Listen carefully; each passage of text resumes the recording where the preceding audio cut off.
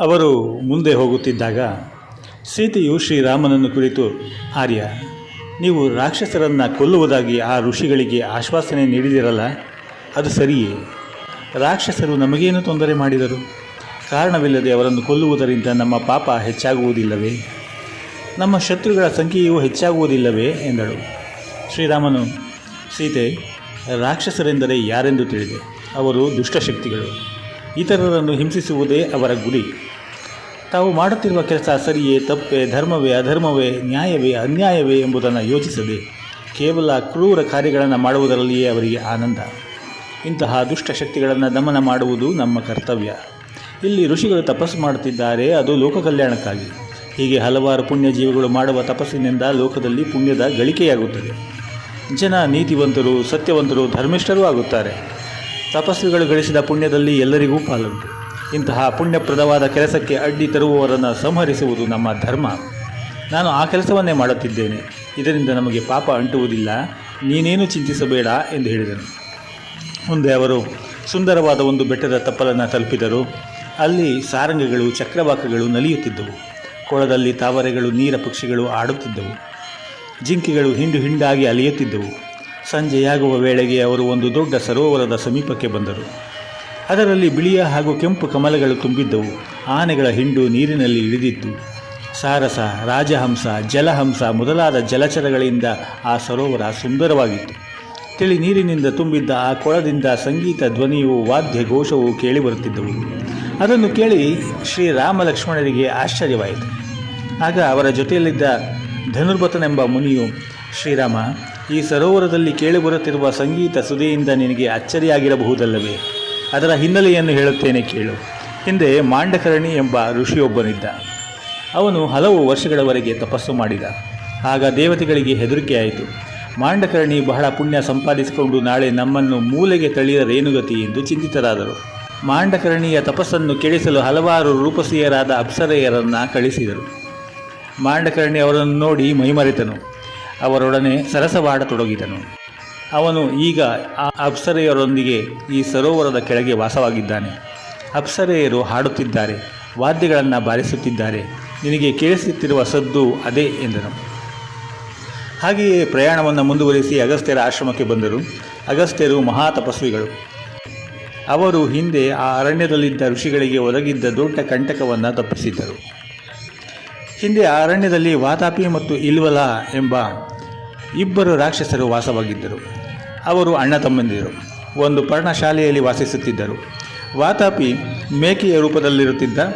ಯಾರು ಅತಿಥಿಗಳು ಬಂದರೆ ಇಲ್ವಲನು ಆ ಮೇಕೆಯನ್ನು ಕೊಂದು ಅಡುಗೆ ಮಾಡಿ ಬಡಿಸುತ್ತಿದ್ದ. ಅತಿಥಿಯು ಊಟ ಮಾಡಿದ ಮೇಲೆ ಇಲ್ವಲನು, ವಾತಾಪಿ ಹೊರಗೆ ಬಾ ಎನ್ನುತ್ತಿದ್ದ. ವಾತಾಪಿಯು ಅತಿಥಿಯ ಹೊಟ್ಟೆಯನ್ನು ಸೀಳಿಕೊಂಡು ಹೊರಗೆ ಬರುತ್ತಿದ್ದ. ಅನಂತರ ಅವರಿಬ್ಬರು ಅತಿಥಿಯನ್ನು ತಿನ್ನುತ್ತಿದ್ದರು. ಹೀಗೆ ಹಲವಾರು ಋಷಿಗಳು ಅವರಿಗೆ ಆಹುತಿಯಾಗಿದ್ದರು. ಒಮ್ಮೆ ಅಗಸ್ತ್ಯರು ಅಲ್ಲಿಗೆ ಬಂದರು. ಇಲ್ವಲನು ಮೇಕೆಯನ್ನು ಕೊಂದು ಅಡುಗೆ ಮಾಡಿದ. ಅಗಸ್ತ್ಯರಿಗೆ ಊಟ ಬಡಿಸಿದ. ಅಗಸ್ತ್ಯರಿಗೆ ಈ ಅಣ್ಣ ತಮ್ಮಂದಿರ ವಿಷಯ ಗೊತ್ತು. ತಾವು ತಿನ್ನುತ್ತಿರುವುದು ಮೇಕೆಯ ಮಾಂಸವಲ್ಲ, ಅದು ಮೇಕೆಯ ರೂಪದಲ್ಲಿದ್ದ ವಾತಾಪಿಯದು ಎಂದೂ ಗೊತ್ತು. ಅವರು ನಿಧಾನವಾಗಿ ಊಟ ಮಾಡಿದರು. ನಂತರ ಹೊಟ್ಟೆಯ ಮೇಲೆ ಕೈಯಾಡಿಸುತ್ತಾ, ವಾತಾಪಿ, ಜೀರ್ಣವಾಗಿ ಹೋಗು ಎಂದರು. ವಾತಾಪಿ ಅಗಸ್ತ್ಯರ ಹೊಟ್ಟೆಯಲ್ಲಿ ಜೀರ್ಣವಾಗಿ ಹೋದ. ಪಾಪ, ಇಲ್ವಲನಿಗೆ ಅದು ತಿಳಿಯದು. ಅವನು, ವಾತಾಪಿ ಹೊರಗೆ ಬಾ ಎಂದ. ಓಹೋ, ವಾತಾಪಿಯ ಸದ್ದೇ ಇಲ್ಲ. ಎಷ್ಟು ಬಾರಿ ಕರೆದರೂ ವಾತಾಪಿ ಹೊರಗೆ ಬರಲಿಲ್ಲ. ಅಗಸ್ತ್ಯರು ಇಲ್ವಲನಿಗೆ ಶಾಪ ಕೊಟ್ಟು ಅವನನ್ನೂ ಕೊಂದರು. ಅಂತಹ ಮಹಾತ್ಮರು ಅವರು. ಹಿಂದೆ ವಿಂಧ್ಯ ಪರ್ವತ ಸೂರ್ಯನೊಡನೆ ಸ್ಪರ್ಧಿಸಿ ಎತ್ತರೆತ್ತರಕ್ಕೆ ಬೆಳೆಯತೊಡಗಿತು. ಇದರಿಂದ ಎಲ್ಲರಿಗೂ ತೊಂದರೆಯಾಯಿತು. ಆಗ ಜನರು ಅಗಸ್ತ್ಯರ ಬಳಿಗೆ ಬಂದು ವಿಂಧ್ಯ ಪರ್ವತದ ಬೆಳವಣಿಗೆಯನ್ನು ತಡೆಯಬೇಕೆಂದು ಪ್ರಾರ್ಥಿಸಿಕೊಂಡರು. ಅಗಸ್ತ್ಯರು ವಿಂಧ್ಯ ಪರ್ವತದ ಬಳಿಗೆ ಹೋದರು. ಪರ್ವತವನ್ನು ಕುರಿತು, ನೀನು ಬೆಳೆಯುವುದನ್ನು ನಿಲ್ಲಿಸು ಎಂದು ಆಜ್ಞಾಪಿಸಿದರು. ಕೂಡಲೇ ಪರ್ವತದ ಬೆಳವಣಿಗೆ ನಿಂತಿತು. ಹೀಗೆ ಅಗವನ್ನು, ಅಂದರೆ ಪರ್ವತವನ್ನು ಸ್ಥಗಿಸಿದ್ದರಿಂದ, ಅಂದರೆ ನಿಲ್ಲಿಸಿದ್ದರಿಂದ ಅವರಿಗೆ ಅಗಸ್ತ್ಯ ಎಂದು ಹೆಸರು ಬಂತು. ಅಗಸ್ತ್ಯರು ಅಗಾಧ ಮಹಿಮೆಯುಳ್ಳವರು. ಅವರ ಪುಣ್ಯ ಪ್ರಭಾವದಿಂದ ಅಲ್ಲಿಗೆ ಬಂದವರೆಲ್ಲ ಪ್ರಭಾವಿತರಾದರು. ಆ ಆಶ್ರಮದ ಸುತ್ತಮುತ್ತಲಲ್ಲಿ ಸುಳ್ಳಾಗಲಿ ಕಳ್ಳತನವಾಗಲಿ ಇಲ್ಲ. ಅಲ್ಲಿದ್ದ ಎಲ್ಲ ಋಷಿ ಮುನಿಗಳಿಗೂ ತಪಸ್ವಿಗಳಿಗೂ ಯಶಸ್ಸು, ಮೋಕ್ಷ ಲಭಿಸಿದೆ. ಅಂತಹ ಮಹಾತ್ಮರ ಆಶ್ರಮಕ್ಕೆ ಶ್ರೀರಾಮ ಬಂದ. ಆ ಅರಣ್ಯ ಅತ್ಯಂತ ಸೊಬಗಿನದು. ಅದರಲ್ಲೂ ಅಗಸ್ತ್ಯರ ಆಶ್ರಮದ ಸೌಂದರ್ಯ ಮತ್ತಷ್ಟು ಹೆಚ್ಚಿನದು. ಮೂವರು ಆ ಸೌಂದರ್ಯವನ್ನು ಸವಿಯುತ್ತಾ ಆಶ್ರಮದ ಒಳಹೊಕ್ಕರು. ಮಹರ್ಷಿಗಳನ್ನು ಕುರಿತು ಸಾಷ್ಟಾಂಗ ಅಡ್ಡಬಿದ್ದರು. ಅಗಸ್ತ್ಯರು ಅವರನ್ನು ಆಶೀರ್ವದಿಸಿ, ಶ್ರೀರಾಮ, ನೀನು ಈ ಕಾಡಿಗೆ ಬಂದಿರುವ ಸಂಗತಿ ತಿಳಿಯಿತು. ನಾನು ನಿನ್ನನ್ನು ನಿರೀಕ್ಷಿಸುತ್ತಲೇ ಇದ್ದೆ. ನೀನು ಕಾಡಿಗೆ ಬಂದಿರುವುದು ಒಂದು ದೈವ ನಿಯಾಮಕ. ಆದ್ದರಿಂದ ನೀನಾಗಲಿ, ಲಕ್ಷ್ಮಣನಾಗಲಿ ಅಥವಾ ಸೀತೆಯೇ ಆಗಲಿ ಅದಕ್ಕೆ ಬೇಸರ ಪಡಬೇಡಿ ಎಂದರು. ಶ್ರೀರಾಮನು, ಮಹರ್ಷಿಗಳೇ, ನಾನು ಅರಣ್ಯಕ್ಕೆ ಬಂದಿರುವುದು ತಾಯಿಯವರ ಇಚ್ಛೆ ಪೂರೈಸಲು, ತಂದೆಯವರ ಆಜ್ಞೆಯನ್ನು ಪರಿಪಾಲಿಸಲು. ಇದರಿಂದ ನನಗೆ ಬೇಸರವಿಲ್ಲ. ಬದಲು ಹಿರಿಯರ ಇಚ್ಛೆ ಪೂರೈಸುತ್ತಿರುವೆನಲ್ಲ ಎಂಬ ಆನಂದವಿದೆ. ಮಹರ್ಷಿಗಳೇ, ನಾನು ಇನ್ನೂ ಅನೇಕ ವರ್ಷಗಳು ಈ ಕಾಡಿನಲ್ಲಿಯೇ ಇರಬೇಕಾಗುತ್ತದೆ. ಆದ್ದರಿಂದ ನಾವು ವಾಸಿಸಲು ಉತ್ತಮ ಸ್ಥಳ ಯಾವುದು ಎಂದು ಸೂಚಿಸಿ. ಅದು ನೀರಿಗೆ ಸಮೀಪದಲ್ಲಿರಬೇಕು, ಆದಷ್ಟು ಸುಂದರವಾಗಿರಬೇಕು. ಈ ಅರಣ್ಯದ ಋಷಿ ಮುನಿಗಳು ನಮ್ಮ ಬಳಿಗೆ ಸುಲಭವಾಗಿ ಬಂದು ಹೋಗುವಂತಿರಬೇಕು. ಅವರಿಗೇನಾದರೂ ತೊಂದರೆ ಉಂಟಾದರೆ ಆದಷ್ಟು ಬೇಗನೆ ಅವರ ರಕ್ಷಣೆಗೆ ಧಾವಿಸುವಂತಹ ಸ್ಥಳವಾಗಿರಬೇಕು. ಅಂತಹ ಸ್ಥಳವನ್ನು ದಯವಿಟ್ಟು ತೋರಿಸಿ ಎಂದನು. ಅಗಸ್ತ್ಯರು, ಶ್ರೀರಾಮ, ಈ ಸಮೀಪದಲ್ಲಿ ಪಂಚವಟಿ ಎಂಬ ಪ್ರದೇಶವಿದೆ. ಅಲ್ಲಿ ವಿವಿಧ ಹಣ್ಣುಗಳ ತೋಟಗಳಿವೆ, ತಿಳಿ ನೀರನ್ನು ಹೊಂದಿರುವ ಸರೋವರವಿದೆ. ಆದ್ದರಿಂದ ನೀನು ಅಲ್ಲಿಗೆ ಹೋಗುವುದು ಉಚಿತ. ಅದಕ್ಕೆ ಮುಂಚೆ ನಾನು ನಿನಗೆ ಕೆಲವು ಅಸ್ತ್ರಗಳನ್ನು ಕೊಡುತ್ತೇನೆ, ಅದನ್ನು ತೆಗೆದುಕೋ ಎಂದು 2 ಬತ್ತಳಿಕೆಗಳನ್ನು, ರತ್ನ ಖಚಿತವಾದ ಚಾಪವನ್ನು, ಚಿನ್ನದ ಹಿಡಿಯುಳ್ಳ ಖಡ್ಗವನ್ನು, ಅಮೋಘಾಸ್ತ್ರವನ್ನು ಕೊಟ್ಟರು. ಆ ಅಸ್ತ್ರಗಳು ಹಿಂದೆ ದೈತ್ಯರ ವಿರುದ್ಧ ಮಹಾವಿಷ್ಣುವು ಉಪಯೋಗಿಸಿದವು. ಆ ಬತ್ತಳಿಕೆ ಅಕ್ಷಯವಾದದ್ದು. ಅವುಗಳಲ್ಲಿ ಬಾಣಗಳು ಯಾವಾಗಲೂ ತುಂಬಿಯೇ ಇರುತ್ತದೆ. ಎಲ್ಲ ದಿವ್ಯಾಸ್ತ್ರಗಳನ್ನು ಅಗಸ್ತ್ಯರು ಶ್ರೀರಾಮನಿಗೆ ಅನುಗ್ರಹಿಸಿದರು. ಶ್ರೀರಾಮ ಅದನ್ನೆಲ್ಲ ಅತ್ಯಂತ ಭಕ್ತಿಯಿಂದ ಸ್ವೀಕರಿಸಿದ. ಕೃತಜ್ಞತೆಯಿಂದ ಅವನ ಹೃದಯ ತುಂಬಿ ಬಂತು. ಅಗಸ್ತ್ಯರಿಗೆ ಧನ್ಯವಾದಗಳನ್ನು ಅರ್ಪಿಸಿ ಮತ್ತೊಮ್ಮೆ ನಮಸ್ಕರಿಸಿದ. ಲಕ್ಷ್ಮಣ ಸೀತೆಯರೊಡಗೂಡಿ ಪಂಚವಟಿಯ ಕಡೆಗೆ ಪ್ರಯಾಣ ಬೆಳೆಸಿದ. ದಾರಿಯಲ್ಲಿ ಅವರು ದೊಡ್ಡ ಹದ್ದೊಂದನ್ನು ಕಂಡರು. ಅದು ಆಲದ ಮರದ ಮೇಲೆ ಕೂತಿತ್ತು. ರಾಕ್ಷಸರು ಆ ವೇಷದಲ್ಲಿರಬೇಕೆಂದು ಊಹಿಸಿ, ಎಲೈ, ನೀನು ಯಾರು ಎಂದು ಪ್ರಶ್ನಿಸಿದ. ಆ ಪಕ್ಷಿಯು, ಮಗು, ಶ್ರೀರಾಮ, ನಾನು ನಿಮ್ಮ ತಂದೆ ದಶರಥನ ಗೆಳೆಯ ಎಂದನು. ಶ್ರೀರಾಮನು ಆ ಹದ್ದನ್ನು ಅತ್ಯಂತ ಗೌರವದಿಂದ ಕಂಡು, ಗೃಧ್ರರಾಜ, ನಿನ್ನ ಹೆಸರೇನು ಎಂದು ಕೇಳಿದ. ಪಕ್ಷಿರಾಜನು, ಶ್ರೀರಾಮ, ನಾನು ಅರುಣನ ಮಗ. ನನ್ನ ಹೆಸರು ಜಟಾಯು. ನನಗೆ ಅಣ್ಣನೊಬ್ಬನಿದ್ದಾನೆ. ಅವನ ಹೆಸರು ಸಂಪಾತಿ. ಅವನು ದಕ್ಷಿಣದ ಸಮುದ್ರ ತೀರದಲ್ಲಿದ್ದಾನೆ. ನಾನು ಬಹಳ ವರ್ಷಗಳಿಂದ ಇಲ್ಲಿಯೇ ಇದ್ದೇನೆ. ನಾನು ವಯಸ್ಸಾದವನು. ಆದರೂ ನೀವು ಪಂಚವಟಿಯಲ್ಲೇ ಇದ್ದರೆ ನನ್ನ ಕೈಲಾದ ಸಹಾಯವನ್ನು ಮಾಡುತ್ತೇನೆ ಎಂದನು. ಶ್ರೀರಾಮನು ತುಂಬ ಸಂತೋಷಗೊಂಡು ಜಟಾಯುವನ್ನು ಕರೆದುಕೊಂಡು ಪಂಚವಟಿಗೆ ಹೊರಟನು. ಅಗಸ್ತ್ಯರು ಹೇಳಿದಂತೆ ಪಂಚವಟಿಯು ಆ ಕಾಡಿನಲ್ಲಿ ಅತ್ಯಂತ ಸುಂದರವಾದ ಪ್ರದೇಶ. ಅಲ್ಲಿ ಪ್ರವೇಶಿಸಿದ ಕೂಡಲೇ ವಿವಿಧ ಪುಷ್ಪಗಳ ಕಂಪು ಮೂಗಿಗೆ ಅಡರುತ್ತಿದ್ದವು. ಸುತ್ತಮುತ್ತಲೂ ಹಬ್ಬಿದ ಹಸಿರಿನ ಸೊಗಸೇ ಸೊಗಸು. ಬೇಟೆಯಾಡಲು ಹಲವಾರು ಪ್ರಾಣಿಗಳಿದ್ದವು. ಸ್ನಾನ ಸಂಧ್ಯಾವಂದನೆಗಳಿಗೆ ಅನುಕೂಲಿಸುವಂತೆ ಗೋದಾವರಿ ನದಿ ಸಮೀಪದಲ್ಲಿಯೇ ಹರಿಯುತ್ತಿತ್ತು. ಹಸಿವಿನ ಬಾಧೆಯನ್ನು ಹೋಗಲಾಡಿಸಲು ರುಚಿ ರುಚಿಯಾದ ವಿವಿಧ ಫಲಗಳು ಇದ್ದವು. ಇನ್ನೇನು ಬೇಕು? ಲಕ್ಷ್ಮಣನು ಮರದ ದಿಮ್ಮಿಗಳನ್ನು, ಇತರ ವಸ್ತುಗಳನ್ನು ಉಪಯೋಗಿಸಿಕೊಂಡು ಸುಂದರವಾದ ಪರ್ಣಶಾಲೆಯನ್ನು ಕಟ್ಟಿದ. ಹೂವು ಹಣ್ಣುಗಳನ್ನು ತಂದು ಪರ್ಣಕುಟಿಗೆ ಪೂಜೆ ಮಾಡಿ ಗೃಹ ಪ್ರವೇಶ ಮಾಡಿದರು. ಹೀಗೆ ಪಂಚವಟಿಯಲ್ಲಿ ಹಲವು ವರ್ಷಗಳು ಕಳೆಯದವು. ಒಂದು ದಿನ ಅವರೆಲ್ಲ ಪರ್ಣಕುಟಿಯಲ್ಲಿ ಕುಳಿತಿದ್ದಾಗ ಆ ಮಾರ್ಗದಲ್ಲಿ ಶೂರ್ಪನಖಿ ಎಂಬ ರಾಕ್ಷಸಿ ಬಂದಳು. ಅವಳು ಮಹಾಕುರೂಪಿ, ಆದರೆ ಇಚ್ಛೆ ಬಂದ ರೂಪವನ್ನು ಧರಿಸಬಲ್ಲ ಶಕ್ತಿಯನ್ನು ಹೊಂದಿದ್ದಳು. ಜನರಿಗೆ ತೊಂದರೆ ಕೊಡುವುದೇ ಅವಳ ಕೆಲಸ. ಅವಳು ಪರ್ಣಕುಟಿಯಲ್ಲಿದ್ದ ಶ್ರೀರಾಮನನ್ನು ನೋಡಿದಳು. ಸುಂದರ ರೂಪಿನ ಬಲವಾದ ಮೈಕಟ್ಟಿನ ಶ್ರೀರಾಮನನ್ನು ಕಂಡು ಅವಳು ಮೋಹಗೊಂಡಳು. ಅವಳು ಶ್ರೀರಾಮನ ಬಳಿಗೆ ಬಂದು, ಎಲೈ, ನೀನು ಯಾರು? ಇಲ್ಲಿಗೆ ಬಂದಿದ್ದೀಯಾ? ನಿನ್ನ ಜೊತೆ ಇರುವ ಇವರಿಬ್ಬರು ಯಾರು ಎಂದು ಕೇಳಿದಳು. ಶ್ರೀರಾಮನಿಗೆ ಅವಳ ಆಕಾರವನ್ನು ಕಂಡು ಅಸಹ್ಯವಾಯಿತು. ಆದರೂ ಸೂಕ್ಷ್ಮವಾಗಿ ತನ್ನ ವಿಷಯವನ್ನು ತಿಳಿಸಿದನು. ಶೂರ್ಪನಖಿಯು, ಶ್ರೀರಾಮ, ನನ್ನದೊಂದು ಆಸೆ ಇದೆ, ಅದನ್ನು ನೆರವೇರಿಸು. ನನಗೆ ನಿನ್ನ ಮೇಲೆ ಮೋಹ ಉಂಟಾಗಿದೆ. ನೀನು ನನ್ನನ್ನು ಮದುವೆಯಾಗು ಎಂದಳು. ಶ್ರೀರಾಮನಿಗೆ ಅವಳ ಮಾತನ್ನು ಕೇಳಿ ನಗು ಬಂತು. ಅವನಿಗೆ ಒಂದು ವಿನೋದ ಮಾಡೋಣ ಎನಿಸಿತು. ಶೂರ್ಪನಖಿಯನ್ನು ಕುರಿತು, ಶೂರ್ಪನಖಿ, ನನಗೆ ಮದುವೆಯಾಗಿದೆ. ನಾನು ಇನ್ನೊಂದು ಮದುವೆ ಮಾಡಿಕೊಳ್ಳಲಾರೆ. ಆದರೆ ಈ ನನ್ನ ತಮ್ಮನನ್ನು ಕೇಳಿ ನೋಡು, ಅವನು ನಿನ್ನನ್ನು ಮದುವೆ ಮಾಡಿಕೊಳ್ಳಬಹುದು ಎಂದನು. ಶೂರ್ಪನಖಿ ಲಕ್ಷ್ಮಣನ ಬಳಿಗೆ ಬಂದು, ನನ್ನನ್ನು ಮದುವೆಯಾಗು ಎಂದು ಕೇಳಿದಳು. ಲಕ್ಷ್ಮಣನಿಗೂ ನಗು ತಡೆಯಲಾಗಲಿಲ್ಲ. ಅವನು ಗಹಗಹಿಸಿ ನಕ್ಕು ಬಿಟ್ಟನು. ಆಗ ಶೂರ್ಪನಖಿಗೆ ಕೋಪ ಬಂತು. ಅವರು ತನ್ನನ್ನು ಹಾಸ್ಯ ಮಾಡುತ್ತಿದ್ದಾರೆಂದು ತಿಳಿಯಿತು. ನನ್ನನ್ನು ಹಾಸ್ಯ ಮಾಡುತ್ತಿದ್ದೀರಾ? ತಾಳಿ, ನಿಮಗೆ ಬುದ್ಧಿ ಕಲಿಸುತ್ತೇನೆ. ನಿಮ್ಮ ಜೊತೆಯಲ್ಲಿರುವ ಈ ಹೆಂಗಸಿನಿಂದಲೇ ತಾನೇ ಇಷ್ಟೊಂದು ತೊಂದರೆ. ಇವಳನ್ನು ತಿಂದು ಬಿಡುತ್ತೇನೆ ಎಂದು ಸೀತಾದೇವಿಯ ಕಡೆ ನುಗ್ಗಿದಳು. ಲಕ್ಷ್ಮಣನಿಗೆ ಆಗ ಅಪಾಯದ ಅರಿವಾಯಿತು. ಅವನು ಶೂರ್ಪನಖಿಯನ್ನು ಹಿಡಿದು ತನ್ನ ಕತ್ತಿಯಿಂದ ಅವಳ ಕಿವಿ ಮೂಗುಗಳನ್ನು ಕತ್ತರಿಸಿಬಿಟ್ಟ. ಶೂರ್ಪನಖಿ ಕೆಟ್ಟ ಧ್ವನಿಯಿಂದ ಗಟ್ಟಿಯಾಗಿ ಕೂಗಿಕೊಂಡು ಅಲ್ಲದೆ ಕಾಡಿನ ಇನ್ನೊಂದು ಮೂಲೆಯಲ್ಲಿದ್ದ ತನ್ನ ಅಣ್ಣ ಖರನ ಬಳಿಗೆ ಬಂದಳು. ಕಿವಿ ಮೂಗುಗಳನ್ನು ಕತ್ತರಿಸಿಕೊಂಡಿದ್ದ ಆಕೆಯನ್ನು ನೋಡಿ ಖರನು, ತಂಗಿ, ನಿನ್ನನ್ನು ಈ ದುಸ್ಥಿತಿಗೆ ತಂದವರು ಯಾರು? ಕೂಡಲೇ ತಿಳಿಸು, ನಾನು ಅವರನ್ನು ಯಮಪುರಿಗೆ ಅಟ್ಟುವೆನು ಎಂದು ಗರ್ಜಿಸಿದನು. ಶೂರ್ಪನಖಿಯು ನಡೆದ ವಿಷಯವನ್ನು ತಿಳಿಸಿದಳು. ಖರನು ತನ್ನ ಸೈನ್ಯದಲ್ಲಿ ಪ್ರಮುಖರಾದ 14 ಮಂದಿ ಸೇನಾಪತಿಗಳನ್ನು ಶೂರ್ಪನಖಿಯ ಜೊತೆಗೆ ಕಳುಹಿಸಿದನು. ಆ ರಾಮನನ್ನು ಕೊಂದು ಅವನ ತಲೆಯನ್ನು ತನ್ನಿ ಎಂದು ಹೇಳಿದನು. ಅವರು ಪಂಚವಟಿಗೆ ಬಂದರು. ಶ್ರೀರಾಮನ ಮೇಲೆ ಅಸ್ತ್ರಗಳ ಮಳೆಗರೆದರು. ಶ್ರೀರಾಮನು ಆ 14 ಜನರನ್ನು, ಅವರೊಂದಿಗಿದ್ದ ಶೂರ್ಪನಖಿಯನ್ನು ನೋಡಿದ. ಅವನಿಗೆ ಪರಿಸ್ಥಿತಿ ಅರ್ಥವಾಯಿತು.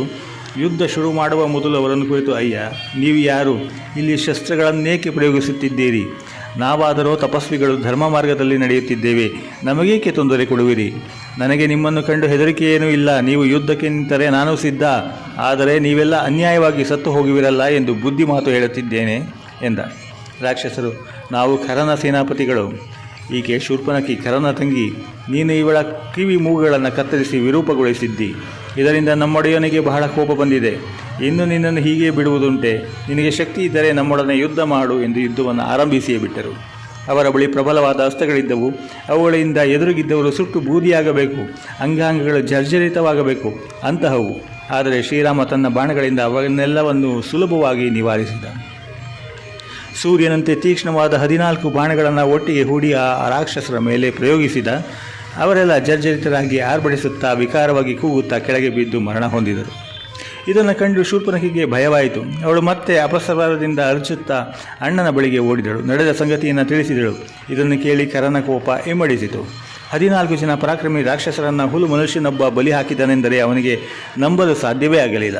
ಇರಲಿ, ಇದಕ್ಕೆ ತಕ್ಕ ಪ್ರತೀಕಾರ ಮಾಡುತ್ತೇನೆ ಎಂದುಕೊಂಡು ತನ್ನ ಸೇನಾಪತಿಗಳಲ್ಲಿ ಪ್ರಮುಖರಾದ ತ್ರಿಶಿರ ಮತ್ತು ದೂಷಣ ಎಂಬುವವರಿಗೆ ಹೇಳಿ ಕಳಿಸಿದನು. ಅವರೊಡನೆ 14,000 ಜನ ಕ್ರೂರ ಹಾಗೂ ಶಕ್ತಿವಂತ ರಾಕ್ಷಸ ಪಡೆಯನ್ನು ಕರೆದುಕೊಂಡು ಹೊರಟ. ರಾಕ್ಷಸ ಪಡೆಯು ಕೋಲಾಹಲಗೈಯುತ್ತಾ ಮುದ್ಗರ, ಪಟಳ, ಶೂಲ, ಪರಶು, ಖಡ್ಗ ಮೊದಲಾದ ಆಯುಧಗಳನ್ನು ಹಿಡಿದು ಹೊರಟಿತು. ಅವರು ಹೋಗುತ್ತಿರುವಾಗ ದಾರಿಯಲ್ಲಿ ಅನೇಕ ಅಪಶಕನಗಳು ಆದವು. ಆದರೆ ಮದೋನ್ಮತ್ತನಾದ ಖರನು ಅವುಗಳನ್ನು ಗಮನಿಸದೆ ಮುಂದಕ್ಕೆ ಹೊರಟನು. ಪಂಚವಟಿಗೆ ಬಂದು ತಲುಪಿದನು. ಸತ್ಯಾಸತ್ಯಗಳ ನಡುವೆ, ಧರ್ಮ ಅಧರ್ಮಗಳ ನಡುವೆ, ಶಾಂತಿ ಮತ್ತು ಕ್ರೌರ್ಯಗಳ ನಡುವೆ ನಡೆಯುತ್ತಲಿದ್ದ ಆ ಕದನವನ್ನು ನೋಡಲು ದೇವಾದಿ ದೇವತೆಗಳು ಆಕಾಶದಲ್ಲಿ ನೆರೆದರು. ಖರನನ್ನು ಅವನ ಸೈನಿಕರನ್ನು ಕಂಡು ಶ್ರೀರಾಮನು, ಲಕ್ಷ್ಮಣ, ಇದೋ ಈ ರಾಕ್ಷಸನೇ ಶೂರ್ಪನಖಿಯ ಅಣ್ಣನೆಂದು ಕಾಣುತ್ತದೆ. ಅವನು ನನ್ನ ಮೇಲೆ ಯುದ್ಧಕ್ಕೆ ಬಂದಿದ್ದಾನೆ. ಈ ರಾಕ್ಷಸನನ್ನು ನಾನೇ ಸಂಹರಿಸಬೇಕೆಂದು ನಿಶ್ಚಯಿಸಿದ್ದೇನೆ. ಆದ್ದರಿಂದ ನೀನು ಜಾನಕಿಯನ್ನು ಕರೆದುಕೊಂಡು ದೂರ ಹೋಗು ಎಂದನು. ಲಕ್ಷ್ಮಣನು ಮರು ಮಾತನಾಡದೆ ಅಣ್ಣನ ಅಪ್ಪಣೆಯಂತೆ ನಡೆದುಕೊಂಡನು. ಶ್ರೀರಾಮನು ಕವಚವನ್ನು ಧರಿಸಿ ಪ್ರಚಂಡವಾದ ಕೋದಂಡವನ್ನು ಕೈಯಲ್ಲಿ ಹಿಡಿದು ಠೇಂಕಾರವನ್ನು ಮಾಡಿದನು. ಆ ಯುದ್ಧವನ್ನು ನೋಡಲು ನೆರೆದಿದ್ದ ದೇವತೆಗಳು, ಗಂಧರ್ವರು, ಋಷಿಗಳು ಸಜ್ಜನರಿಗೆ ಶುಭವಾಗಲಿ, ಧರ್ಮಕ್ಕೆ ಜಯವಾಗಲಿ ಎಂದು ಹಾರೈಸಿದರು. ಶ್ರೀರಾಮನೊಬ್ಬನೇ 14,000 ಜನರೊಡನೆ ಹೇಗೆ ಹೋರಾಡುವನೋ ಎಂದು ಕಾತರ ಕುತೂಹಲಗಳಿಂದ ನೋಡುತ್ತಿದ್ದರು. ಭೀಕರವಾದ ಸೇನೆ ಶ್ರೀರಾಮನ ಕಡೆಗೆ ನುಗ್ಗಿತು. ಶ್ರೀರಾಮನ ಕಣ್ಣುಗಳು ಕೋಪದಿಂದ ಕಿಡಿಕಾರಿದವು. ಮೊದಲು ಖರನು ಶ್ರೀರಾಮನ ಮೇಲೆ 1,000 ಬಾಣಗಳನ್ನು ಒಟ್ಟಿಗೆ ಬಿಟ್ಟ. ಉಗ್ರ ಚಾಪವನ್ನು ಹಿಡಿದು ಶ್ರೀರಾಮ ಅವನ್ನೆಲ್ಲ ತುಂಡರಿಸಿದ. ನಂತರ ರಾಕ್ಷಸರು ಅನೇಕ ರೀತಿಯ ಅಸ್ತ್ರಗಳನ್ನು ಅವನ ಮೇಲೆ ಬಿಟ್ಟರು. ಶ್ರೀರಾಮನ ಕಡೆ ಧಾವಿಸಿದರು. ಆನೆಗಳು, ಕುದುರೆಗಳು ಮುಂತಾದವುಗಳಿಂದ ಕೂಡಿದ್ದ ಆ ಸೈನ್ಯ ಶ್ರೀರಾಮನನ್ನು ಮುತ್ತಿಬಿಟ್ಟಿತು. ಆದರೆ ಶ್ರೀರಾಮ ಎಲ್ಲ ಅಸ್ತ್ರಗಳನ್ನು ತನ್ನ ಬಾಣಗಳಿಂದ ಕೊಚ್ಚಿ ಹಾಕಿದ. ರಾಕ್ಷಸರು ಬಿಟ್ಟ ಎಲ್ಲ ಅಸ್ತ್ರಗಳು ಶ್ರೀರಾಮನನ್ನು ತಲುಪುವ ಮೊದಲೇ ತುಂಡಾಗಿ ಕೆಳಗೆ ಬೀಳುತ್ತಿದ್ದವು. ಅಷ್ಟೇ ಅಲ್ಲ, ಶ್ರೀರಾಮನ ಬಾಣಗಳು ರಾಕ್ಷಸರನ್ನ ಇಡಿಯಾಗಿ ಆಹುತಿ ತೆಗೆದುಕೊಳ್ಳುತ್ತಿದ್ದವು. ಶ್ರೀರಾಮನು ಒಮ್ಮೆ ಸಿಂಹನಾದವನ್ನು ಮಾಡಿ ಗಂಧರ್ವಾಸ್ತ್ರವನ್ನು ಧನಸ್ಸಿಗೆ ಹೂಡಿ ಪ್ರಯೋಗಿಸಿದನು. ಕೂಡಲೇ ಸಾವಿರಾರು ಬಾಣಗಳು ಧನಸ್ಸಿನಿಂದ ಚಿಮ್ಮಿ ರಾಕ್ಷಸರನ್ನು ತರಿಯತೊಡಗಿದವು. ಬಾಣಗಳಿಂದ ಆಕಾಶವೇ ತುಂಬಿ ಹೋದಂತಾಯಿತು. ದಟ್ಟವಾದ ಕತ್ತಲು ಆವರಿಸಿದಂತಾಯಿತು. ಖರನ ಜೊತೆ ಬಂದಿದ್ದ ರಾಕ್ಷಸರಲ್ಲಿ ಬಹುಪಾಲು ಜನ ಸತ್ತು ಹೋದರು, ಹಲವರು ಓಡಿ ಹೋದರು. ರಾಕ್ಷಸರೆಲ್ಲ ಮಡಿದುದನ್ನು ಕಂಡು ದೂಷಣ ಮತ್ತು ತ್ರಿಶಿರರಿಗೆ ಅವಮಾನವಾದಂತಾಯಿತು. ಇಬ್ಬರು ಶ್ರೀರಾಮನೊಡನೆ ಪರಾಕ್ರಮದಿಂದ ಹೋರಾಡಿದರು. ಆದರೆ ಶ್ರೀರಾಮ ಇಬ್ಬರನ್ನು ಸಂಹರಿಸಿದನು. ಖರನಿಗೆ ಅಸಾಧ್ಯವಾದ ಸಿಟ್ಟು ಬಂತು. ಜೊತೆಗೆ ಸ್ವಲ್ಪ ಭಯವೂ ಆಯಿತು. ತನ್ನ ಸಂಪೂರ್ಣ ಸೇನೆ ನಶಿಸಿ ಹೋಗಿದೆ. ಈಗ ಉಳಿದಿರುವವನು ತಾನೊಬ್ಬನೇ. ಆದರೂ ಎದೆಗುಂದದೆ ಶ್ರೀರಾಮನನ್ನು ಎದುರಿಸಿದ. ಶ್ರೀರಾಮನ ಮೇಲೆ ಬಾಣಗಳ ಮಳೆಗರೆದ.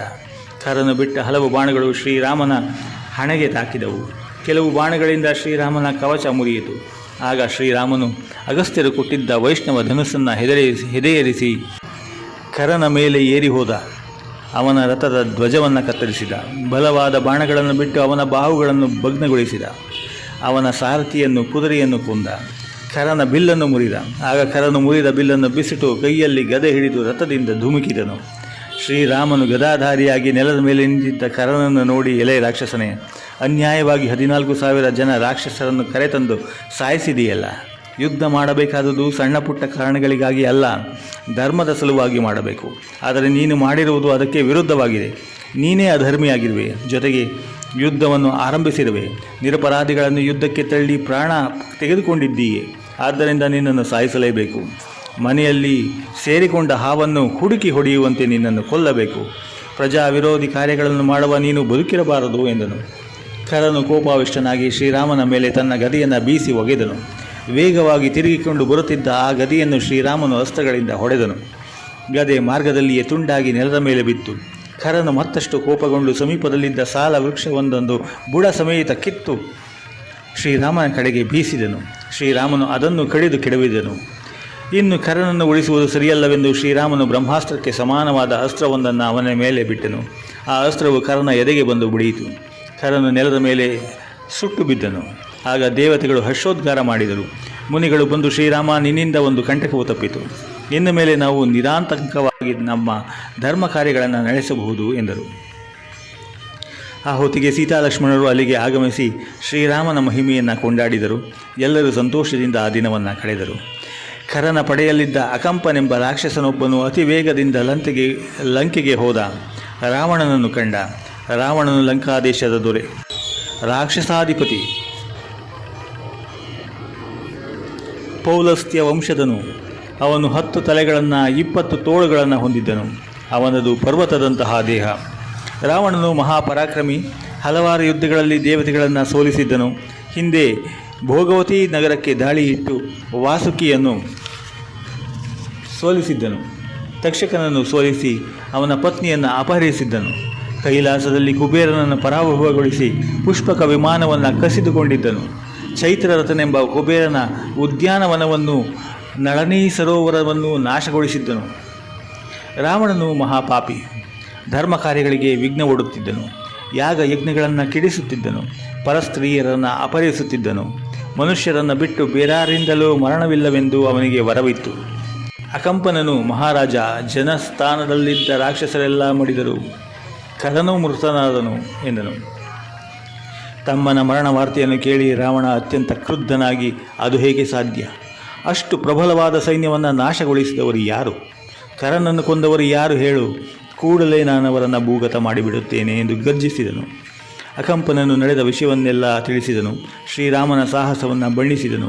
ರಾವಣನು ಮತ್ತೊಮ್ಮೆ ತನ್ನ ಪರಾಕ್ರಮದ ಬಗ್ಗೆ ದೊಡ್ಡ ದೊಡ್ಡ ಮಾತುಗಳನ್ನಾಡಿ ಆ ರಾಮನನ್ನು ನಾನೀಗಲೇ ಸಂಹರಿಸುವೆನು ಎಂದನು.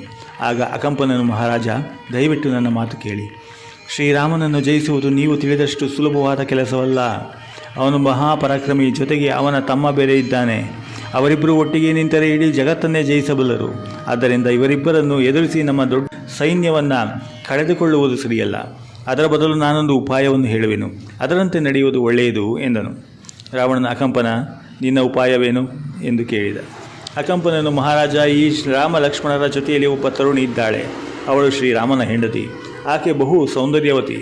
ದೇವಲೋಕ, ಭೂಲೋಕ ಹಾಗೂ ಪಾತಾಳ ಲೋಕಗಳಲ್ಲಿ ಅಂತಹ ಸುಂದರಿ ಸಿಗುವುದು ಬಹಳ ವಿರಳ. ರಾಮ ಸೀತೆಯರು ಬಹಳ ಅನ್ಯೋನ್ಯವಾಗಿದ್ದಾರೆ.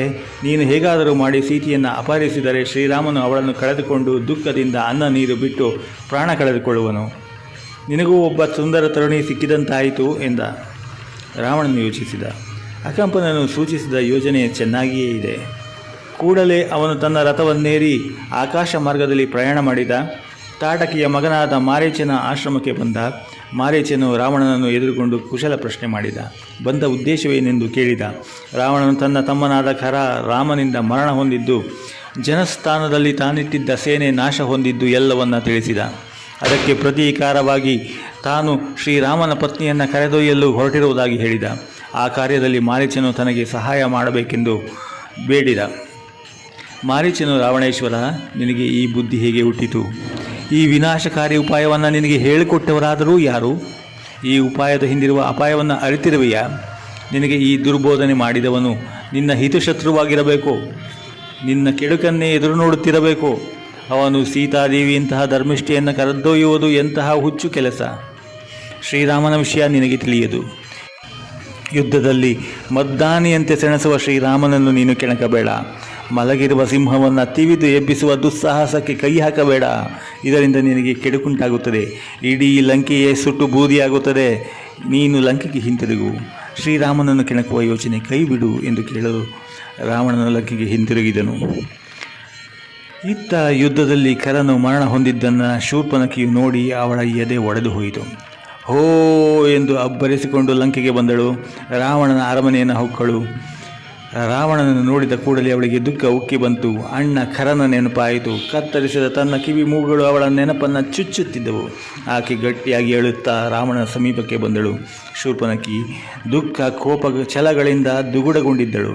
ಅವಳು ರಾವಣನನ್ನು ಕುರಿತು, ಅಣ್ಣ, ನಮಗೆ ಒದಗಿರುವ ಭಯಂಕರ ಪೀಡೆಗಳ ಸಂಗತಿ ನಿನಗೆ ತಿಳಿಯದೆ? ನಿನ್ನ ಗಡಿ ಪ್ರದೇಶದಲ್ಲಿದ್ದ 14,000 ಸೈನಿಕರನ್ನು ಹುಲು ಮಾನವನೊಬ್ಬನ ನಾಶ ಮಾಡಿರುವುದನ್ನು ತಿಳಿಯೇಯ? ನೀನು ಚಕ್ರವರ್ತಿಯಾಗಿದ್ದು ಅವನ ರಕ್ಷಣೆಗಾಗಿ ಏನೊಂದು ಕಾರ್ಯಗಳನ್ನು ಕೈಗೊಳ್ಳದೆ ಕೈಕಟ್ಟಿ ಕುಳಿತಿರುವೆಯಲ್ಲ. ನಿನ್ನ ತಂಗಿಯಾದ ನನ್ನ ಕಿವಿ ಮೂಗುಗಳನ್ನು ಕತ್ತರಿಸಿ ವಿರೂಪಗೊಳಿಸಿರುವುದನ್ನು ಹೇಗೆ ಸಹಿಸಿರುವೆ? ರಾಜನಾದವನು ತನ್ನ ಪ್ರಜೆಗಳ ಹಾಗೂ ಸೈನಿಕರ ರಕ್ಷಣೆಯ ಹೊಣೆ ಹೊರುತ್ತಾನೆ. ಆದರೆ ನೀನು ಸುಖಲೋಲುಪನಾಗಿ ಇತರ ವಿಷಯಗಳನ್ನೇ ಮರೆತು ಬಿಟ್ಟಿದ್ದೀಯಾ? ಈ ನಿನ್ನ ಗಡಿಗಳ ಮೇಲೆ ನಡೆದಿರುವ ಆಕ್ರಮಣದ ಸುದ್ದಿಯನ್ನು ತಿಳಿದು ಸುಮ್ಮನಿದ್ದೀಯೆ. ನಿನ್ನ ತಮ್ಮನಾದ ಖರನು ಮೃತನಾಗಿದ್ದಾನೆ. ನಿನ್ನ ತಂಗಿ ಭಯಂಕರ ಕ್ರೂರ ಕೃತ್ಯಗಳಿಗೆ ಬಲಿಯಾಗಿದ್ದಾಳೆ. ಆದರೆ ನಿನ್ನದು ಕಲ್ಲು ಹೃದಯ. ನಿನ್ನಂತಹವನು ರಾಜನಾಗಿದ್ದರೆ ಯಾರಿಗೂ ಉಪಯೋಗವಿಲ್ಲ ಎಂದು ಜರಿದಳು. ರಾವಣನಿಗೆ ಶೂರ್ಪನಖಿಯನ್ನು ನೋಡಿ ದುಃಖವಾಯಿತು. ಅವಳ ಮಾತುಗಳಿಂದ ಚಿಂತೆಯಾಯಿತು. ಅವನಿಗೆ ಇತ್ತ ಸುಮ್ಮನಿರುವಂತೆಯೂ ಇಲ್ಲ, ಅಥವಾ ರಾಮನ ಮೇಲೆ ದಂಡೆತ್ತಿ ಹೋಗುವಂತೆಯೂ ಇಲ್ಲ. ಹಾಗಾಯಿತು. ನಂತರ ಅವನು ಶೂರ್ಪನಖಿ, ಆ ರಾಮನೆಂಬುವನು ಯಾರು? ಅವನೊಬ್ಬನೇ ಅಷ್ಟು ಜನರನ್ನು ಸಂಹರಿಸಲು ಹೇಗೆ ಸಾಧ್ಯವಾಯಿತು? ನಮ್ಮವರೆಲ್ಲ ಕೈಕಾಲುಗಳನ್ನು ಕಳೆದುಕೊಂಡ ಹೆಳವರೋ, ಅಥವಾ ಎದೆಯಲ್ಲಿ ಧೈರ್ಯವಿಲ್ಲದ ಪುಕ್ಕಲು ಜೀವಿಗಳು? ಇಲ್ಲದಿದ್ದರೆ ಅಷ್ಟು ಜನರು ಒಟ್ಟಿಗೆ ಸೋಲುವುದು ಹೇಗೆ ಸಾಧ್ಯ ಎಂದು ಕೇಳಿದನು. ಶೂರ್ಪನಖಿಯು, ಅಣ್ಣ, ಶ್ರೀರಾಮನು ಸಾಮಾನ್ಯನೆಂದು ಎಣಿಸಬೇಡ. ಆತ ಮಹಾಪರಾಕ್ರಮಿ, ಬಹಳ ಶೂರ. ನಾನು ಇದುವರೆಗೆ ನೋಡಿರುವ ದೇವದಾನವ ಗಂಧರ್ವ ಯಕ್ಷ ಕಿನ್ನರರಲ್ಲಿ ಅಂತಹ ಪರಾಕ್ರಮಿಯನ್ನೇ ಕಾಣೆ. ಅವನು ಅಜಾನುಬಾಹು, ಬಹಳ ಸುಂದರವಾಗಿದ್ದಾನೆ. ಅವನ ಆಯುಧ ಒಂದು ಧನುಸ್ಸು ಮಾತ್ರ. ಅವನು ಆ ಧನುಸ್ಸನ್ನು ಜಗ್ಗಿ 100 ಬಾಣಗಳನ್ನು ಒಟ್ಟಿಗೆ ಬಿಡಬಲ್ಲ. ಎದುರಾಳಿಗಳು ಎಷ್ಟೇ ಜನರಿರಲಿ ಎಲ್ಲರನ್ನು ಛಿದ್ರ ಮಾಡಿಬಿಡಬಲ್ಲ. ನೋಡುವುದಕ್ಕೆ ಅವನು ಸೌಮ್ಯರೂಪಿ, ಆದರೆ ಯುದ್ಧಕ್ಕೆ ನಿಂತಾಗ ರುದ್ರನಂತೆಯೇ ಉಗ್ರನಾಗುತ್ತಾನೆ. ಅವನು ಖರ, ದೂಷಣ, ತ್ರಿಶಿರ ಎಲ್ಲರನ್ನ ಕೊಂದನು. 14,000 ಜನ ರಾಕ್ಷಸರನ್ನು ಒಟ್ಟಿಗೆ ಯಮಲೋಕಕ್ಕೆ ಅಟ್ಟಿದನು. ಹೆಂಗಸಾದುದರಿಂದ ನನ್ನನ್ನು ಕೊಲ್ಲದೆ ಬಿಟ್ಟನು. ಅಣ್ಣ, ಅವನ ಜೊತೆಯಲ್ಲಿ ಅವನ ಹೆಂಡತಿ ಇದ್ದಾಳೆ. ಅವಳ ಹೆಸರು ಸೀತೆ. ವಿದೇಹ ರಾಜನಾದ ಜನಕನ ಮಗಳು ಅವಳು. ಆಕೆ ಅತ್ಯಂತ ರೂಪವತಿ. ನಾನು ನೋಡಿರುವ ಸ್ತ್ರೀಯರಲ್ಲಿ ಅತ್ಯಂತ ಸೌಂದರ್ಯವತಿ. ಆ ಸುರಸುಂದರಿಯನ್ನು ಅಪಹರಿಸಿ ನಿನಗೆ ಒಪ್ಪಿಸಬೇಕೆಂಬ ಆಸೆಯಿಂದ ಅವರ ಬಳಿಗೆ ಹೋದೆ. ಆದರೆ ಆ ಕ್ರೂರ ಲಕ್ಷ್ಮಣನು ನನ್ನನ್ನು ವಿರೂಪಗೊಳಿಸಿಬಿಟ್ಟನು. ಆಗ ನಾನು ಖರನ ಮೊರೆ ಹೊಕ್ಕೆ, ಪಾಪ ಖರನು ಅವರಿಗೆ ಆಹುತಿಯಾದ. ಆಹಾ ಅಣ್ಣ, ನಿನ್ನಂತಹ ಪರಾಕ್ರಮಿಯ ತಂಗಿಯಾಗಿಯೂ ನನಗೆ ಈ ದುರ್ಗತಿ ಬಂತೆ ಎಂದು ಪ್ರಲಾಪಿಸಿದಳು. ಅನಂತರ, ಅಣ್ಣ, ನೀನು ಸುಮ್ಮನಿರುವುದು ಸರಿಯಲ್ಲ. ನೀನೀಗಲೇ ಜನಸ್ಥಾನಕ್ಕೆ ಹೋಗಿ ರಾಮ ಲಕ್ಷ್ಮಣರನ್ನು ಸಂಹರಿಸು, ಸೀತೆಯನ್ನು ವರಿಸು. ಆಗ ಮಾತ್ರ ನನಗೆ ಸಮಾಧಾನವಾಗುತ್ತದೆ ಎಂದಳು. ಶೂರ್ಪನಖಿಯ ಮಾತುಗಳನ್ನು ಕೇಳಿ ರಾವಣನ ಆಸೆ ಮತ್ತೆ ಚಿಗುರಿತು. ಹೌದು, ರಾಮ ಲಕ್ಷ್ಮಣರನ್ನು ಕೊಂದು ಸೀತೆಯನ್ನು ಮದುವೆಯಾಗಬೇಕು ಎಂದು ನಿಶ್ಚಯಿಸಿದನು. ಯಾರಿಗೂ ತಿಳಿಯದಂತೆ ಯಾನ ಶಾಲೆಗೆ ಹೋದನು. ಸೂತನನ್ನು ಕರೆದು ರಥವನ್ನು ಸಜ್ಜುಗೊಳಿಸುವಂತೆ ಆಜ್ಞಾಪಿಸಿದನು. ರಾವಣನ ರಥ ಚಿನ್ನದಿಂದ ಮಾಡಲ್ಪಟ್ಟಿತ್ತು. ಅದರಿಂದ ಈಚೆ ಬಂದ ಕಡೆ ಹೋಗಬಹುದಿತ್ತು. ನೆಲಮಾರ್ಗ, ಜಲಮಾರ್ಗ ಮತ್ತು ವಾಯು ಮಾರ್ಗಗಳಲ್ಲಿ ತೊಂದರೆ ಇಲ್ಲದೆ ಸಂಚರಿಸಬಹುದಿತ್ತು. ರಾವಣನು ರಥವನ್ನೇರಿ ಸಮುದ್ರದ ಕಡೆಗೆ ವೇಗವಾಗಿ ಪ್ರಯಾಣ ಮಾಡಲಾರಂಭಿಸಿದನು. 10 ತಲೆಗಳು 20 ಭುಜಗಳ ಆ ಮಹಾದೈತ್ಯನು ರಥದಲ್ಲಿ ಹೋಗುತ್ತಿದ್ದರೆ ಪರ್ವತವೇ ಮುಂದೆ ಮುಂದೆ ಹೋಗುತ್ತಿದ್ದಂತೆ ಇತ್ತು. ರಥವು ಸಮುದ್ರ ತೀರಕ್ಕೆ ಬಂತು. ಅದೊಂದು ರಮ್ಯವಾದ ಪ್ರದೇಶ. ಅಲ್ಲಿ ಹಂಸ, ಕ್ರೌಂಚ ಮತ್ತು ಕಾರಂಡ ಪಕ್ಷಿಗಳು ಸಂಚರಿಸುತ್ತಿದ್ದವು. ಮಹರ್ಷಿಗಳು ಅಲ್ಲಲ್ಲಿ ತಪಸ್ಸು ಮಾಡುತ್ತಿದ್ದರು. ದಾರಿಯಲ್ಲಿ ತಿಳಿನೀರಿನ ಕೊಳಗಳು ಕಾಣಿಸಿದವು. ಧನಧಾನ್ಯಗಳಿಂದ ಸಮುದ್ರವಾಗಿದ್ದ ಅನೇಕ ಪಟ್ಟಣಗಳು ಗೋಚರಿಸಿದವು. ಹಾಗೆಯೇ ಮುಂದುವರಿಯುತ್ತಾ ರಾವಣನು ಮಾರೀಚನ ಆಶ್ರಮಕ್ಕೆ ಬಂದ. ಮಾರೀಚ ರಾವಣನನ್ನು ಸ್ವಾಗತಿಸಿ, ರಾವಣೇಶ್ವರ, ಇದೇನು ಮತ್ತೆ ಬಂದಿಯಲ್ಲ? ರಾಜಧಾನಿಯಲ್ಲಿ ಎಲ್ಲರೂ ಸೌಖ್ಯವಷ್ಟೇ, ಯಾರಿಗೂ ತೊಂದರೆ ಸಂಭವಿಸಿಲ್ಲ ತಾನೇ ಎಂದು ಕೇಳಿದನು. ರಾವಣನು, ಮಾರೀಚ, ನಾನೀಗ ಒಂದು ತೊಡಕಿನಲ್ಲಿ ಸಿಲುಕಿಕೊಂಡಿದ್ದೇನೆ. ನಿನಗೆ ಜನಸ್ಥಾನದ ವಿಷಯ ಗೊತ್ತು. ಅಲ್ಲಿ ನನ್ನ ತಮ್ಮ ಖರ ಮತ್ತು ಕಾವಲಿದ್ದ ಸಹಸ್ರಾರು ರಾಕ್ಷಸರು ರಾಮನೆಂಬುವನಿಂದ ಹತರಾಗಿದ್ದಾರೆ. ಅಲ್ಲದೆ ಆ ರಾಮನು ನನ್ನ ಪ್ರೀತಿಯ ತಂಗಿ ಶೂರ್ಪನಖಿಯ ಕಿವಿ ಮೂಗುಗಳನ್ನು ಕತ್ತರಿಸಿ ವಿರೂಪಗೊಳಿಸಿದ್ದಾನೆ. ಇದರಿಂದ ನನಗೆ ಅಗಾಧವಾದ ಸಿಟ್ಟು ಬಂದಿದೆ. ಈ ಘೋರ ಅನ್ಯಾಯಕ್ಕೆ ತಕ್ಕ ಪ್ರತೀಕಾರ ಮಾಡಲೇಬೇಕೆಂದು ನಿರ್ಧರಿಸಿದ್ದೇನೆ. ನಾನು ಆ ರಾಮನ ಪತ್ನಿಯನ್ನು ಅಪಹರಿಸಲು ನಿಶ್ಚಯಿಸಿದ್ದೇನೆ. ನೀನು ನನಗೆ ಸಹಾಯ ನೀಡು ಎಂದು ಕೇಳಿದನು. ರಾವಣನ ಮಾತುಗಳನ್ನು ಕೇಳಿ ಮಾರೀಚನು ಭಯಗ್ರಸ್ತನಾದನು. ಅವನ ಬಾಯಿ ಒಣಗಿ ಹೋಯಿತು, ಕೈಕಾಲುಗಳು ತರತರನೆ ನಡುಗಲಾರಂಭಿಸಿದವು. ಅವನು ಕೈ ಮುರಿದುಕೊಂಡು ತೋರುತ್ತ, ರಾವಣೇಶ್ವರ, ನೀನು ಬಹಳ ಕೋಪದಲ್ಲಿದ್ದೀಯೆ. ಪ್ರತೀಕಾರ ಮಾಡುವ ಹಂಬಲದಲ್ಲಿ ಹುಂಬನಂತೆ ಆಡುತ್ತಿದ್ದೀಯೆ. ನೀನು ಮಾಡುತ್ತಿರುವ ಕಾರ್ಯ ಯುಕ್ತವೋ ಅಯುಕ್ತವೋ ಎಂಬುದನ್ನು ನಿರ್ಧರಿಸುವ ಸಂಯಮ ನಿನ್ನಲ್ಲಿಲ್ಲ. ಇದು ಸರಿಯೇ, ತಪ್ಪೇ, ಧರ್ಮವೇ, ಅಧರ್ಮವೇ ಎಂದು ತೂಗಿ ನೋಡುವ ತಾಳ್ಮೆ ಇಲ್ಲ. ಆದ್ದರಿಂದ ಈಗ ನಾನು ನ್ಯಾಯವಾದ ಮಾತುಗಳನ್ನು ಹೇಳಿದರೂ ನಿನ್ನ ಮನಸ್ಸಿಗೆ ಒಪ್ಪಿಗೆಯಾಗದೇ ಇರಬಹುದು. ಆದರೂ ನನ್ನ ಕರ್ತವ್ಯವನ್ನು ನಾನು ಮಾಡುತ್ತೇನೆ. ರಾವಣ, ಪ್ರಿಯವಾದ ಮಾತುಗಳನ್ನಾಡುವ ಜನ ಸಿಗುತ್ತಾರೆ. ಪ್ರಿಯವಾದ ಮಾತುಗಳಿಂದ ಕೊನೆಗೆ ಒಳ್ಳೆಯದಾಗುವುದೋ ಕೆಟ್ಟದಾಗುವುದೋ ಎಂದು ತಿಳಿಯದಿದ್ದರೂ ಜನಕ್ಕೆ ರುಚಿಸುವುದು ಪ್ರಿಯವಾದ ಮಾತುಗಳೇ. ಆದರೆ ಒಳ್ಳೆಯ ಉದ್ದೇಶದಿಂದ ಹೇಳಿದ ಮಾತುಗಳು ಕಹಿಯಾಗಿ ಕಂಡರೆ ಜನರಿಗೆ ಅದು ಹಿತವಾಗುವುದಿಲ್ಲ. ರೋಗಿಗೆ ಹೇಗೆ ಕಹಿ ಔಷಧಿ ರುಚಿಸುವುದಿಲ್ಲವೋ ಹಾಗೆಯೇ ಮೂರ್ಖರಿಗೆ ಒಳ್ಳೆಯ ಮಾತುಗಳು ರುಚಿಸುವುದಿಲ್ಲ.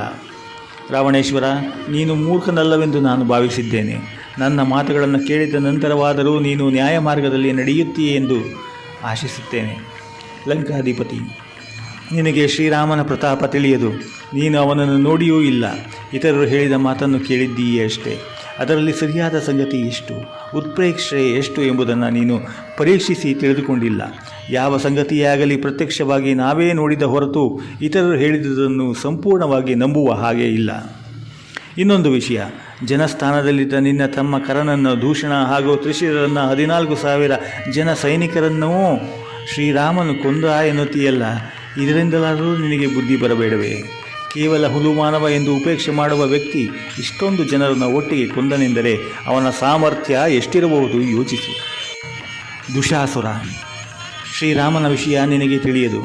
ಆದರೆ ನಾನು ಅವನ ಬಗ್ಗೆ ಬಹಳ ಬಲ್ಲೆ. ಅವನು ಕೇವಲ 14 ವರ್ಷ ವಯಸ್ಸಿನ ಬಾಲಕನಾಗಿದ್ದಾಗಲೇ ಅವನೆಷ್ಟು ವೀರ, ದುಷ್ಟರನ್ನು ಸಂಹರಿಸುವಲ್ಲಿ ಅವನೆಷ್ಟು ಉತ್ಸಾಹಿ ಎಂಬುದನ್ನು ನಾನು ಸ್ವಂತ ಅನುಭವದಿಂದ ಬಲ್ಲೆ. ವಿಶ್ವಾಮಿತ್ರ ಋಷಿಯ ಯಜ್ಞವನ್ನು ತಿಳಿಸಲು ಪ್ರಯತ್ನಿಸುತ್ತಿದ್ದ ನನ್ನನ್ನು ಮತ್ತು ಸುಬಾಹುವನ್ನು ಹೇಗೆ ಹೊಡೆದು ಕೆಡವಿದ ಗೊತ್ತೇ? ಒಂದೇ ಬಾಣದಿಂದ ಸುಬಾಹು ಸತ್ತು ಬಿದ್ದ. ನಾನು ದೂರದ ಸಮುದ್ರಕ್ಕೆ ಹೋಗಿಬಿದ್ದೆ. ಹಾಗೂ ಹೀಗೂ ಜೀವ ಉಳಿಸಿಕೊಂಡು ಇಲ್ಲಿಗೆ ಬಂದಿದ್ದೇನೆ. ಶ್ರೀರಾಮನು ಈ ಅರಣ್ಯಕ್ಕೆ ಬಂದ ವಿಷಯ ಕೇಳಿದಾಗ ನಾನು ಮಾಯಾಮೃಗಗಳ ವೇಷ ಧರಿಸಿ ಅವನನ್ನು ತಿನ್ನಲು ಯತ್ನಿಸಿದೆ. ಆದರೆ ಅವನನ್ನು ದೂರದಿಂದ ನೋಡಿದರೆ ನನ್ನ ಶರೀರ ತರತರ ನಡುಗುತ್ತದೆ. ಅಬ್ಬಬ್ಬ, ಅವನ ಬಿಲ್ಲನ್ನು ನೋಡಿದರೆ ಮೈ ಜುಮ್ಮೆನಿಸುತ್ತದೆ. ರಾವಣ, ಬೇಡ, ನೀನು ಈ ದುಷ್ಕಾರ್ಯಕ್ಕೆ ಖಂಡಿತ ಕೈ ಹಾಕಬೇಡ. ದಶಕಂಠ, ನೀನು ಸೀತಾದೇವಿಯನ್ನು ಅಪಹರಿಸಬೇಕೆಂದು ಯೋಚಿಸಿದ್ದೀಯೆ. ನಿನಗೆ ಈ ಯೋಚನೆ ಹೇಳಿಕೊಟ್ಟವರಾರು? ಆತ ಮಹಾಮೂರ್ಖನಾಗಿರಬೇಕು, ಅಥವಾ ನಿನ್ನ ಕಡುವೈರಿಯಾಗಿರಬೇಕು. ನೀನು ಸುಖ ಸಂತೋಷಗಳಿಂದ ನೆಮ್ಮದಿಯಾಗಿರುವುದನ್ನು ಅವನು ಕಂಡು ಅವನಿಗೆ ಹೊಟ್ಟೆಯುರಿಯಾಗಿರಬೇಕು. ಅಥವಾ ನೀನು ನಿನ್ನ ರಾಜ್ಯ ಪ್ರಜೆಗಳು ಎಲ್ಲರ ಕಷ್ಟ ಕೋಟಲೆಗಳನ್ನು ಅನುಭವಿಸಲೆಂದು ಆಶಿಸುವ ದೇಶದ್ರೋಹಿಯಾಗಿರಬೇಕು. ಇಲ್ಲದಿದ್ದರೆ ಇಂತಹ ಕೆಟ್ಟ ಉಪಾಯಗಳನ್ನು ಯಾರೂ ಹೇಳಿಕೊಡುವುದಿಲ್ಲ. ಇದು ದುರುದ್ದೇಶ ಪೀಡಿತವಾಗಿದೆ. ನಿನ್ನನ್ನು ಅನ್ಯಾಯ ಮಾರ್ಗಕ್ಕೆ ಎಳೆಯುವ ಉಪಾಯ ಇದು ಪಾಪಿಗಳ ಕಾರ್ಯ. ಇತರರ ಕೈಯಿಂದ ಅನ್ಯಾಯ ಅನಾಚಾರಗಳನ್ನು ಮಾಡಿಸುವುದು ಘೋರ ಕೃತ್ಯ. ನೀನು ಇದಕ್ಕೆ ಬಲಿ ಬೀಳಬೇಡ. ಇಂತಹ ನೀಚ ಬೋಧನೆ ಮಾಡಿದವರಿಗೆ ಮರಣದಂಡನೆ ವಿಧಿಸು. ಶ್ರೀರಾಮನು ಮಹಾಪರಾಕ್ರಮಿ, ಧರ್ಮಿಷ್ಠ, ನೀತಿಯನ್ನು ಬಿಟ್ಟವನಲ್ಲ. ಅಂತಹವನಿಗೆ ತೊಂದರೆ ಕೊಡುವುದು ಸರಿಯಲ್ಲ. ನೀನು ಪಾಪ ಕಾರ್ಯ ಮಾಡಬೇಡ, ಅಂತಹ ಕೃತ್ಯಗಳಿಗೆ ನನ್ನನ್ನು ಕರೆಯಬೇಡ ಎಂದುಬಿಟ್ಟ. ಮಾರೀಚನ ಮಾತುಗಳನ್ನು ಕೇಳಿ ರಾವಣನಿಗೆ ತಡೆಯಲಾರದಷ್ಟು ಕೋಪ ಬಂತು. ಮಾರೀಚ ಹೇಳಿದಂತೆ ಅವನು ಬುದ್ಧಿಶೂನ್ಯನಾಗಿದ್ದ. ಅವನಿಗೆ ಈಗ ಇದ್ದ ಒಂದೇ ಒಂದು ಹಂಬಲವೆಂದರೆ ಸೀತಾದೇವಿಯನ್ನು ಅಪಹರಿಸುವುದು. ಅವನು, ಮಾರೀಚ, ನಾನು ನಿನ್ನ ಬಳಿ ಬುದ್ಧಿವಾದವನ್ನು ಕೇಳಕ್ಕೆ ಬಂದಿಲ್ಲ. ನನಗೆ ಬೇಕಾದುದು ನಿನ್ನ ಸಹಾಯ. ನಾನು ರಾಮನ ಪತ್ನಿಯನ್ನು ಕರೆತರಬೇಕೆಂದು ನಿಶ್ಚಯಿಸಿದ್ದೇನೆ. ಹಾಗೆಯೇ ಮಾಡಿತಿರುತ್ತೇನೆ. ನೀನು ವಿವಿಧ ವೇಷಗಳನ್ನು ಧರಿಸುವುದರಲ್ಲಿ ಚತುರ. ನೀನು ಈಗಲೇ ಚಿನ್ನದ ಜಿಂಕೆಯ ವೇಷವನ್ನು ಧರಿಸಿ ಪಂಚವಟಿಗೆ ಹೋಗು. ಸೀತೆಯ ಮುಂದೆ ಸುಳಿದಾಡು. ಸೀತೆ ಚಿನ್ನದ ಜಿಂಕೆಯನ್ನು ನೋಡಿ ಆಸೆ ಪಡುತ್ತಾಳೆ. ಅದನ್ನು ತಂದು ಕೊಡುವಂತೆ ರಾಮನನ್ನು ಪೀಡಿಸುತ್ತಾಳೆ. ರಾಮ ನಿನ್ನ ಹಿಂದೆಯೇ ಬರುತ್ತಾನೆ. ನೀನು ಅವನ ಕೈಗೆ ಸಿಗದಂತೆ ದೂರ ಸ್ಥಳಕ್ಕೆ ಕರೆದುಕೊಂಡು ಹೋಗು. ರಾಮನು ನಿನಗೆ ಬಾಣ ಬಿಟ್ಟರೆ ರಾಮನ ಧ್ವನಿಯನ್ನೇ ಅನುಕರಿಸಿ ಹಾ ಸೀತೆ, ಹಾ ಲಕ್ಷ್ಮಣ ಎಂದು ಕೂಗು. ಲಕ್ಷ್ಮಣನು ಅಲ್ಲಿಗೆ ಓಡಿ ಬರುತ್ತಾನೆ. ಆಗ ಒಂಟಿಯಾದ ಸೀತೆಯನ್ನು ನಾನು ಲಂಕೆಗೆ ಒಯ್ಯುತ್ತೇನೆ. ಇದು ನನ್ನ ಯೋಜನೆ. ನೀನು ಇದರಂತೆಯೇ ನಡೆಯಬೇಕು. ಇಲ್ಲದಿದ್ದರೆ ಈಗೋ ನೋಡು, ಈಗಲೇ ನಿನ್ನನ್ನು ಕತ್ತರಿಸಿ ಹಾಕಿಬಿಡುತ್ತೇನೆ ಎಂದು ಕತ್ತಿಯನ್ನು ಜಳಪಿಸಿದನು. ಮಾರೀಚನು ಪ್ರಾಣ ಭಯದಿಂದ ರಾವಣನು ಹೇಳಿದಂತೆ ನಡೆಯಲು ಒಪ್ಪಿಕೊಂಡನು.